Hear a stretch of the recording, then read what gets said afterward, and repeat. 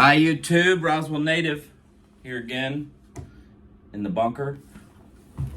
DJ says hey to all his loyal followers. Today I got a topic I want to talk about.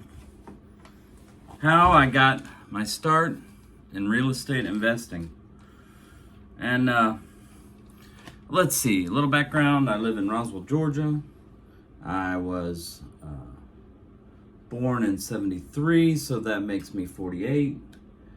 We grew up here, me and two of my brothers, and then I went to Auburn for 5 football seasons and learned about life and got a management degree and came back to Roswell, a little suburb in North Atlanta, and started renting a house for about a year. Rented a basement apartment, and then I rented another 2-bedroom apartment. But at that point I was about 22. I bought my first house. Purchased that in about 2001. So let's give it some perspective. That was 20 years ago. 22 years ago. 21 years ago. We'll call it Cinco. The Cinco house. It's a 500 address. It's downtown Roswell, and small bungalow at the time. Homes were $80, $90, $100,000 downtown. Paid $90. Purchased it with 3% down. I had to come up with 18. Let's see, it was like 20,000. So I had to come up with I guess 20% down. And bought it from a local bank. Paid was around 7% interest, and started living there. It was a 2-bedroom, 1 bath. I had basically about a quarter of an acre, and the taxes were $800 a year. The mortgage payment was, I think it was like $750 a month. Let's calculate out. Basically, I was spending what I saw as less than rent for an equivalent of a home. I started doing some renovation. I basically just painted everything. I refinished the floors. I planted some trees in the backyard. I started to improve the property. Met my wife, and we were married. That was our first house. And was a wonderful time. We could walk to a restaurant, a local legendary karaoke bar, and it was before Roswell was what it is today, but basically had some rent that I was paying to the bank. And so what happened was I talked to the neighbor next door. It was a older man, Mr. Smith, when the little quarter-acre, 1,200 square foot bungalow next door. I just started talking to the owners. It was actually vacant at the time, and the person didn't have a will, and the closest relative was an uncle, and so he became the executor. I made friends with Mr. Smith, and I purchased that house for $115. It was $112,500, and I paid $2,500 in closing costs. So that is iteration B. Very quickly got a friend and realized I had a lot of work to do. I went through this old mill bungalow house, and it had beautiful pine floors. I could see that it had a lot of potential, but it was, at the point in time, it had green shag carpet. It had all the flowery furniture, and had been sitting for about 20 years. And so this is like 2001 or so, and I converted the front porch. Was a sitting open air front porch.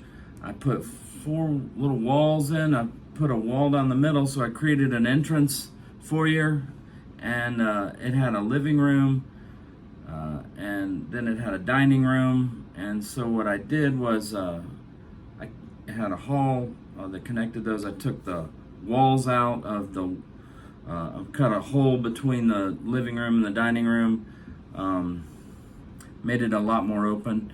Large kitchen in the back, had beautiful backyard. I'll never forget. It had a rear porch that was screened in. I basically dropped some walls there, put a little sheeting on the outside, siding, and then some sheetrock inside, and I had a laundry room. So very quickly along, I had two houses. Basically, we were living in one. I rented one to another couple. We were living right next door. It worked out excellent. Absolutely par excellence, because I was referred to the people that lived there. They paid the rent. I was getting about $900 of rent. I was paying about $800 a month, and then a $1,000 tax bill. I wasn't making any money on this new house, but I purchased it. I did some renovations. I put like $6,000 into it, just very paint and trees on the out. I put some trees in, and 20 years ago, I had obtained a 30-year mortgage. Still have it on this house. Basically, we took the rent every time the person would move out. It was a little 3-bedroom, 2-bathroom house that basically a family would live in for about 2 years. Then they moved at a bigger house. That just kind of, I found I was a way station for the younger generation that like to lease, and it's been one of the best performing houses I've had. Very easily, just a great house. I've had to put some money into it, ACs along the way, but just a solid performing house. I'll call that 5.A. That was another wonderful house that still have in the portfolio today.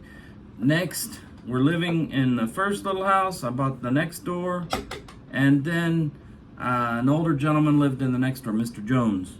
And Mr. Jones had two houses. Basically, he had a house that he had built in the 50s, and then a house that he was born in 1906. A 1906 bungalow that was their storage unit. Their parents had passed away, and they had been given the lot as a wedding gift from their parents. They built a house from, the guy worked in basically a local little auto manufacturing company, and would buy on Friday the 2x4s that he needed that week to build a portion of the house. The next Friday he got paid. He would buy the sheetrock that he needed to cover up those 2x4s.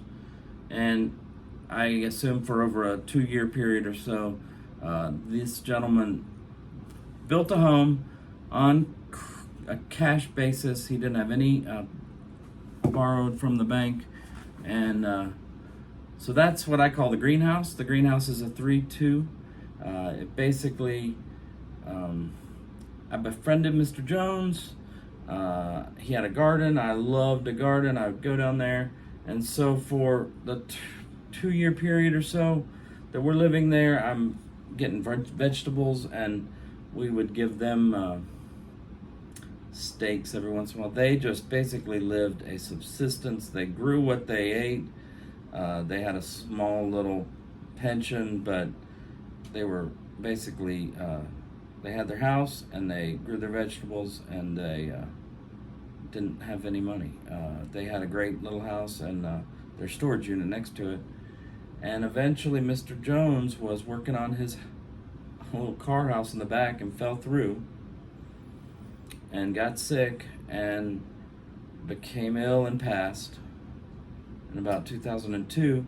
And then Mrs. Jones basically went to a home, and I was friends with their daughter, and they said to make them an offer. And I'm 2 years out of college. I have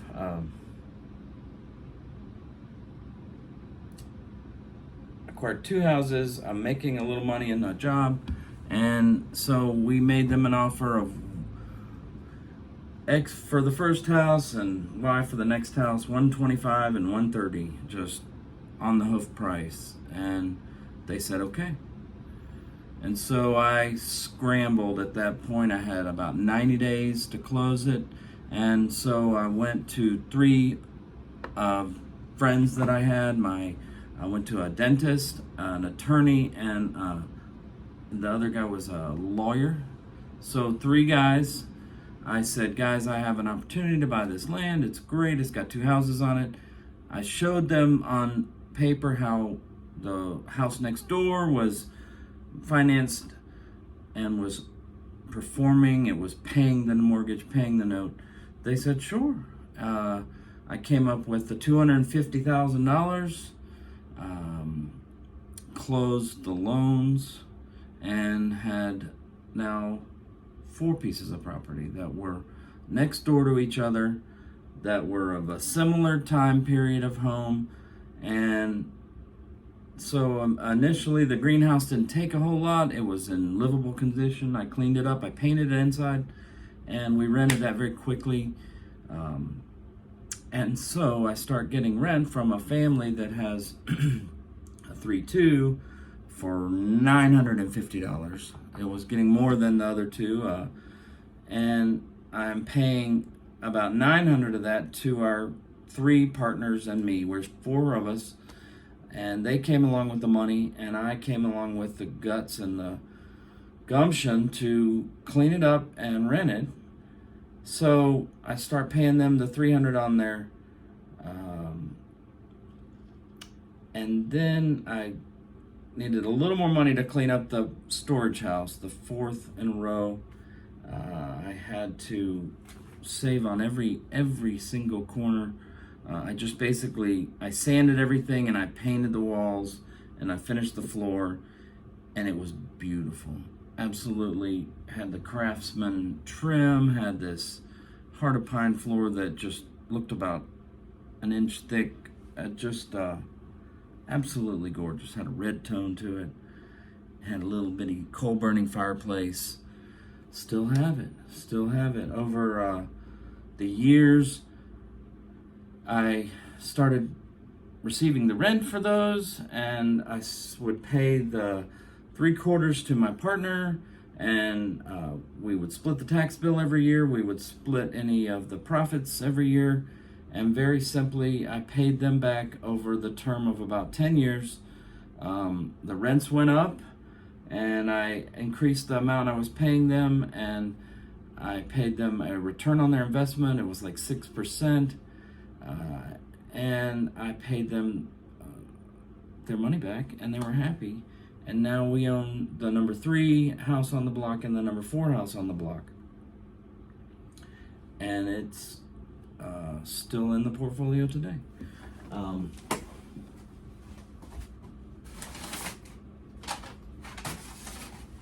Well, I will get into some more specific data down the road, but I just kind of wanted to give you a welcome to real estate seminar. I was 22. I had no clue what was going on.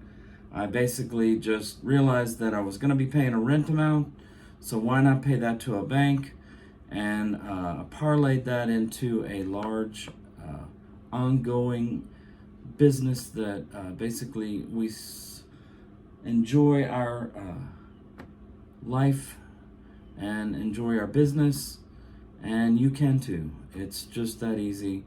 It just takes a little bit of gumption and guts. I have done several ventures in life. I'll be honest with you, this little real estate is the one that has saved my bacon. At the end of the day, I believe in the power of real estate.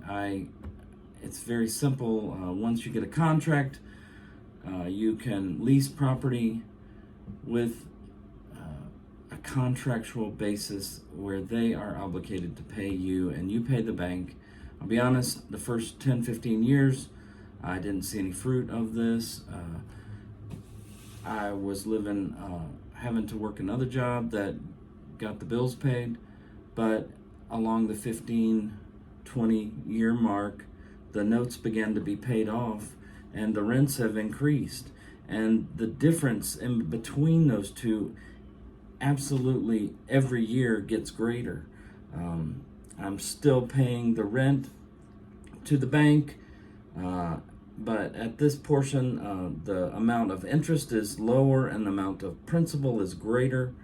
I look at a statement each month of, say, the second little house, and every month, 15, 20, every month a portion more of the payment becomes greater towards the principal, and it is absolutely amazing.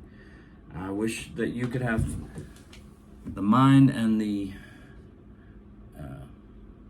good fortune to look into real estate. It's been a good thing for me, and I wish that you could take part in this. And 20 years from now, you could make your own video.